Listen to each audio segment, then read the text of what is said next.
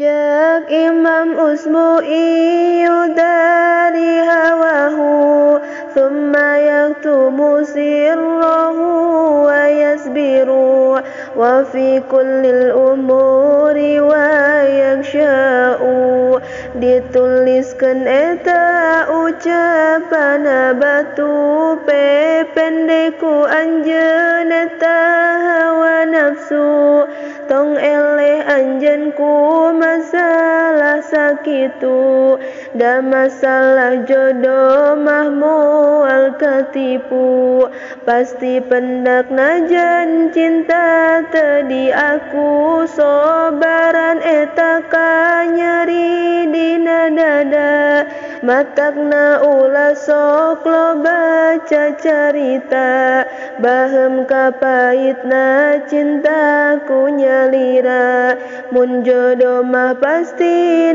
moal ka mana lobakeun ku anjeun ibadah ngadua sanggakeun sadaya ka Allah Ta'ala tong sieun bakal jadi atau henteuna da eta mah atos aya nu ngaturna dijawab ku eta pamuda fa kaifa yudari wal hawa qatilul fata kulli yaumin ruhuhu yaltaqata'u. Ditulis ku eta pamuda na batu reku maha bisa nahan hawa nafsu lamun dina unggal poe tiap waktu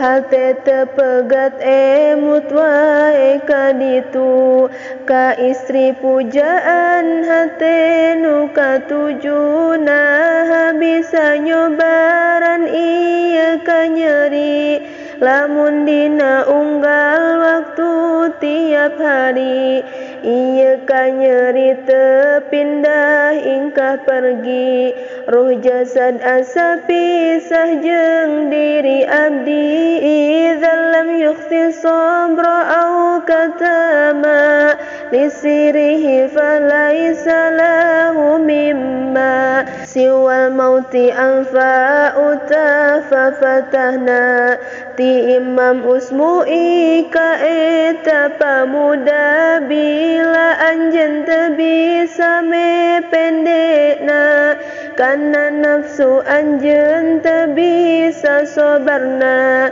teu bisa nahanna kana cacarita nyimpen hiji rahasia rasa cinta maka henteu aya jalan kaluarna jabiti maut anu langkung saena da ari ibadah teu ari usaha mendingan maut daripada nalangsa ngalongok dina poean katiluna anjeunna kaget ningal eta pamuda nyarandena batu nungkulkeun sirahna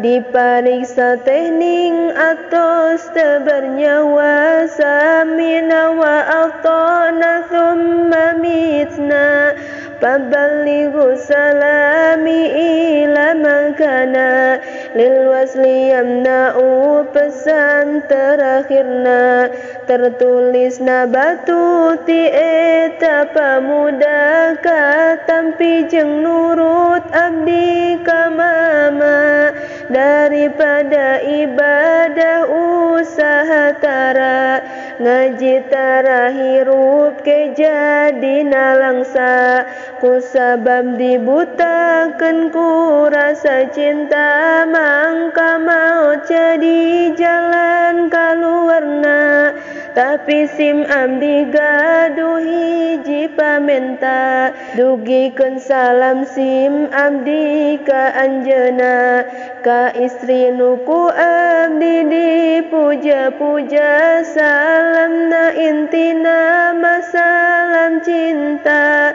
ti hiji pamuda anu teu laksana cinta bertepuk sebelah tangan tea, akhirnya sampai mati jadi jawabna. Bila cinta merasuk ke dalam jiwa, entep di hati anak Adam jeung Hawa, henteu aya ubar nu langkung saena, jabi ti tepang jeung jalmi nu dicinta. Bila cinta merasuk ke dalam jiwa, entep di hati anak Adam jeung Hawa, henteu aya ubar nu langkung saena, jabi ti tepang jeung jalmi nu dicinta.